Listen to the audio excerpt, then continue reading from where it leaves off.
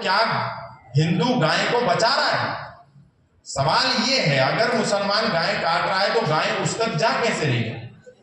उसको गाय उपलब्ध कौन करा रहा है?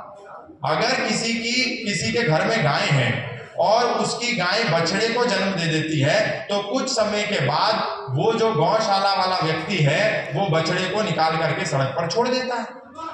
तो कहीं ना कहीं इसमें हमारी भी एक त्रुटि है। हम गाय के विषय में ठीक ऐसे ही हैं जैसे एक मुसलमान होता है, एक आम नागरिक के नजरिए से देखा जाए तो, क्योंकि इस्लाम के हदीस के 2293 नंबर की जो हदीस है, कुरान के बाद जो सबसे प्रामाणिक ग्रंथ है इस्लाम का वो हदीस होता है। और हदीस अल सहीहा के अंदर हजरत पैगंबर मोहम्मद सल्लल्लाहु अलैहि वसल्लम भी ये फरमाते हैं कि गाय का दूध शिफा है, गाय का घी दवा है और गाय का गोश्त बीमारी है, इसके मांस का सेवन नहीं करना चाहिए। उसके बाद भी दुनिया के जितने मुसलमान हैं सब गाय खा रहे हैं और हमारे वेद में भी कह रहे हैं कि गाय विश्व की माता है, और उसके बाद भी मां हमारी कट रही है और हम इस पर बहुत ज्यादा कोई चिंतन नहीं कर रहे हैं। तो हम भी ऐसे ही हैं जैसे वो हैं, वो अपने शास्त्र को नहीं मानते, हम अपने शास्त्र को नहीं मान रहे हैं, अंतर केवल इतना है। और रही बात कि नेता लोग क्या करेंगे क्या नहीं करेंगे, सरकारें क्यों नहीं कर रही हैं, वादा करने के बाद नहीं कर रही है, तो उसके पीछे एक बहुत बड़ा जो कारण अध्ययन करने के बाद हमको पता चला कि जितनी भी सरकारें हैं, जितनी भी पार्टियां हैं, चाहे उनके एजेंडे में गाय हो या उनके एजेंडे में गौ माता ना हो, उन सबको जो डोनेशन आता है, पार्टी में जो फंड आता है, अगर उस पार्टी फंड का इतिहास आप उठा करके देखेंगे, उसके तह में जाएंगे तो आपको पता चलेगा सारी पार्टियां, सारे नेता, चाहे वो पक्ष में हो चाहे विपक्ष में हो, सारे दलों को भारी संख्या में करोड़ों रुपया गौ कत्ल खाने चलाने वाले लोग पैसा देते हैं। तो अब प्रश्न ये है कि जो पार्टियां गाय को काटने वाली कंपनियों से पैसा ले रही हैं, वो गाय की रक्षा की बात कैसे करेंगी? नहीं कर सकती। लेकिन फिर भी हमें तो अपना कर्तव्य करना ही है। भगत सिंह ने कहा था, बहरों को सुनाने के लिए बम के धमाके करने पड़ते हैं, तो हमें भी ये तो खैर बम का धमाका नहीं है, ये बहुत अहिंसात्मक आंदोलन है, बहुत सरल आंदोलन है, शांतिपूर्ण है। तो एक बार शांतिपूर्ण करके देखना ही है, अक्टूबर तक हमको शांति से कार्य लेना ही है। और जो क्रांति से कार्य कर रहे हैं वो भी इस देश में बहुत ज्यादा सुरक्षित नहीं है। पूज्य जगत गुरु भगवान शंकराचार्य क्रांति के मार्ग पर हैं, वो क्रांति के मार्ग पर यही कह रहे थे कि गाय को बचाओ और मूर्तियों को मत तोड़ो।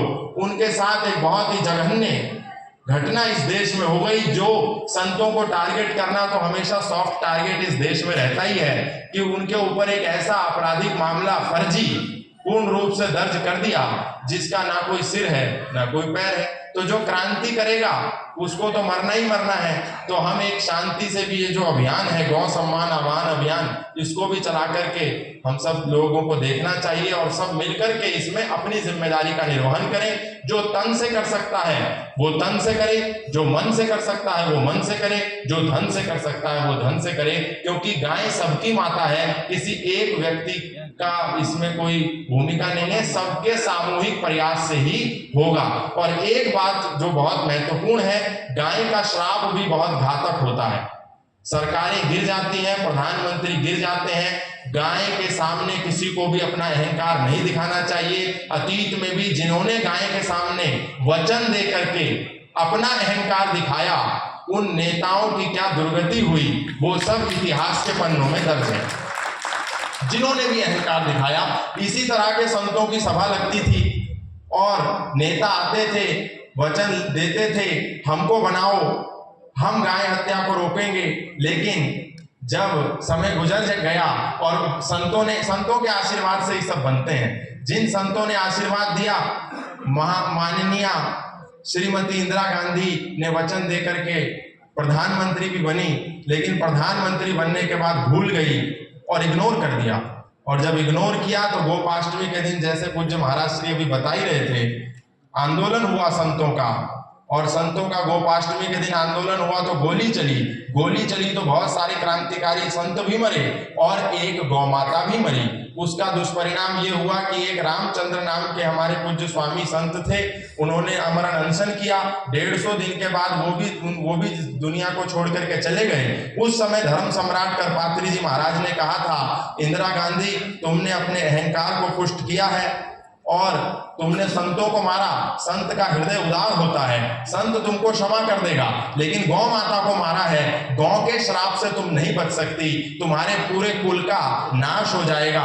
और संतों की वाणी अमृत तुल्य होती है, वो अकाट्य होती है, वो सत्य हुआ। इंदिरा मरी आवास में, राजीव मरे मद्रास में, और जो दूसरा बेटा था संजय वो मरा आकाश में। पूरे कुल का विनाश हो गया। तो जिन नेताओं को ये गलत फहमी है कि वो हमेशा रहेंगे, सत्ताएं कभी नहीं सदा रहती, आज है कल नहीं रहेगी, कल फिर कोई और हिंदू नेता आएगा, फिर उसको संत आशीर्वाद देंगे। इसलिए आवश्यक है कि नेताओं को समय रहते इस परिस्थिति को समझना चाहिए और गौ माता के लिए कुछ करना चाहिए। जैसे भी करें लेकिन करना तो चाहिए। इन्हीं शब्दों के साथ बहुत बहुत धन्यवाद।